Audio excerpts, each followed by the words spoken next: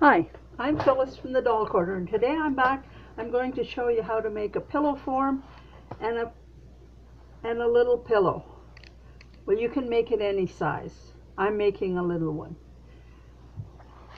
I play with my doll sizes. I make doll size, but you can make them any size. First of all, I get my fabric.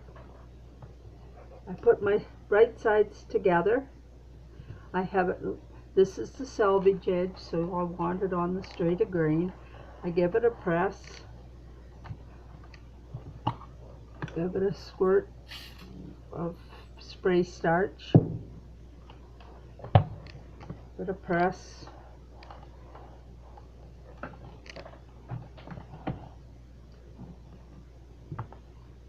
I'm going to make mine 7 inches.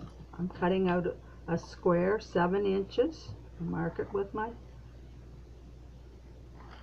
pencil.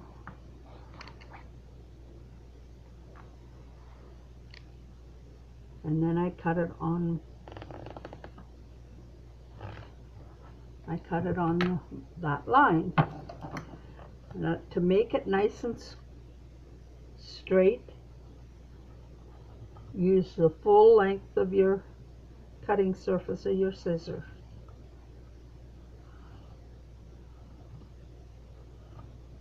I'm cutting on a bit of an angle here, so I'm not getting it straight. Well, I'll do a better job than that.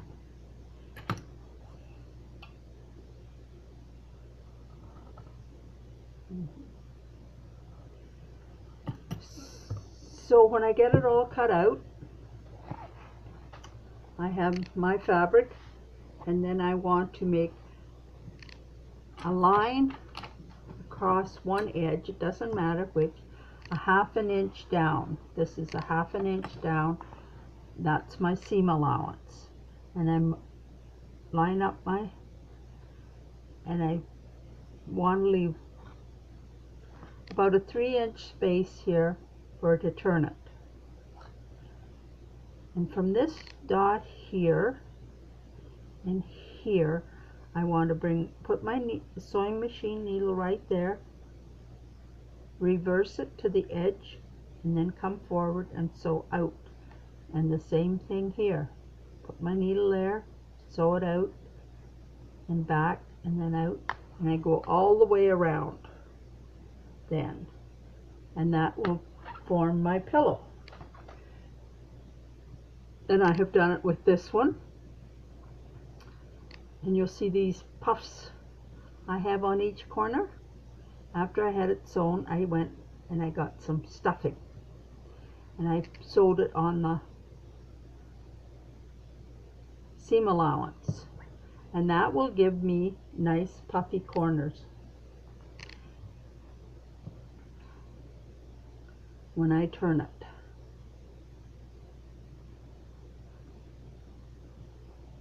Oops, didn't leave hardly enough space.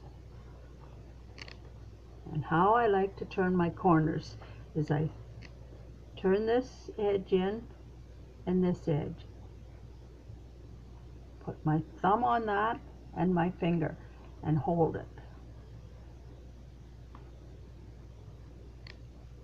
And then when it comes out, you'll see, if it isn't quite right, you can take your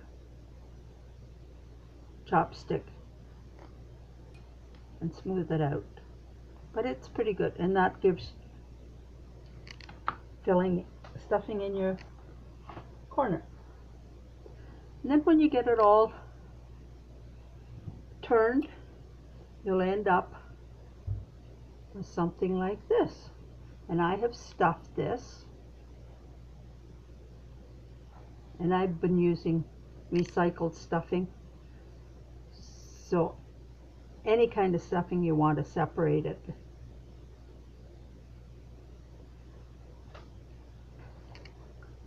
Fill it in. And you'll notice how this seam has turned in. That's because of that little seam you made on the outside. Pull it tight and you'll see that it's even all the way across. by doing it that way. Then I put a pin or two in to hold it. Now I want to show you how to thread a needle and tie a knot on it. Put this underneath so maybe you can see it better. You can cut your thread like this straight across, but it leaves a blunt head. If you cut it on an angle, it leaves it with a point.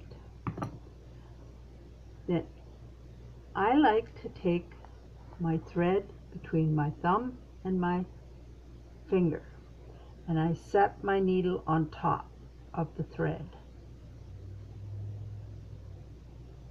And see, it went through fairly easy. I have trouble with my old eyes holding it up and going through this way. I find it just a lot easier to put it between my, leave a little bit up there and set my needle on top of the thread. It works for me. I take 18-20 inches of thread. I moisten my finger because my fingers are kind of dry, so it won't, I have trouble with it. So then I put my thread like that. I go around my finger like that. Take this end and I roll it. See how I'm rolling mine? And then I can draw. And then I take this finger nail and I slide it and pull it tight, and there's my knot. I have too long of an end on there, but we'll soon get rid of that.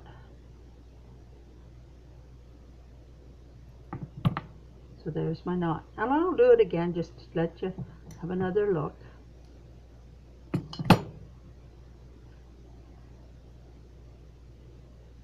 Wrap it around, cross it, bring this up, and just roll it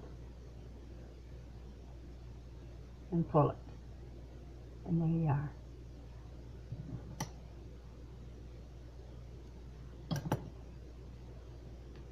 So now I'll show you how to sew this together.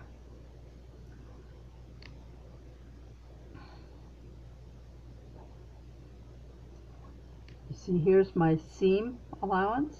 I'm going to put my needle underneath it and bring my needle up through there, right at the crease. Pull it, oh, I didn't have my knot big enough, or pull too hard.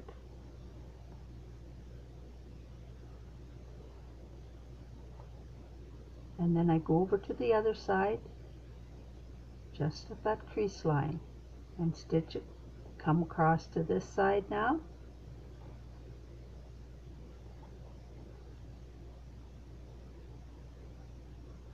Go back to this side.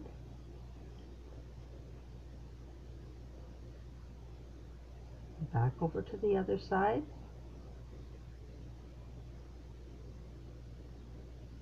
Keeping it all on the inside.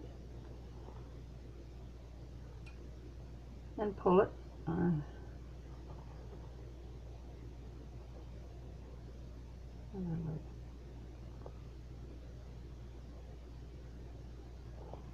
we go same way again, here and across here.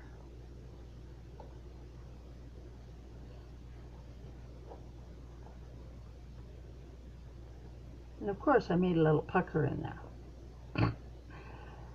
But you really don't see,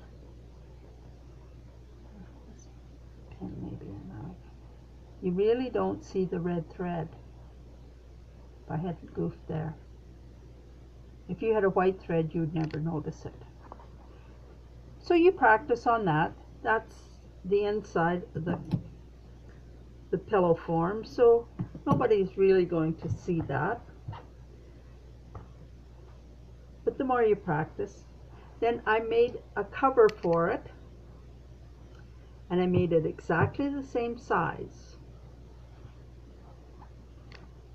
But I left this opening a little bit larger. I made Minnie Mouse on one side and I've got a white back on it.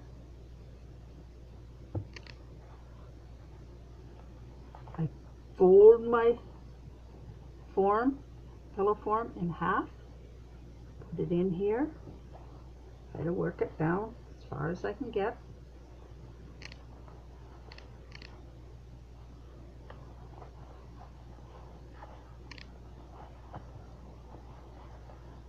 Stuff it in.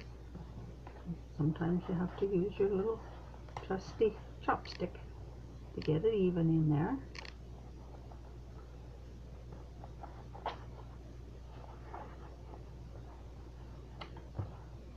And then it's ready to sew up. Now you can sew it by machine, but I find it's more noticeable. This is one that I already done, and I sewed it with the red thread, and it's almost, you don't notice it, you can't notice it. This one I fussy cut it. That means you pick out a design on your fabric and you center it, and then you cut around it. Put a button in the center. Here's another pillow I did for my little doll bed. I have a comforter to match, and this was a pillow I made for the bed. There's a pillow form and a pillowcase, so you can use any shape you want. If you found this helpful in any way, give me a thumbs up, subscribe to my channel, and touch the little bell and you'll get a notice when your next video comes out. If you have any questions, email me at dollfashions77@gmail.com. Thanks for watching, and I'll be back soon. Bye now.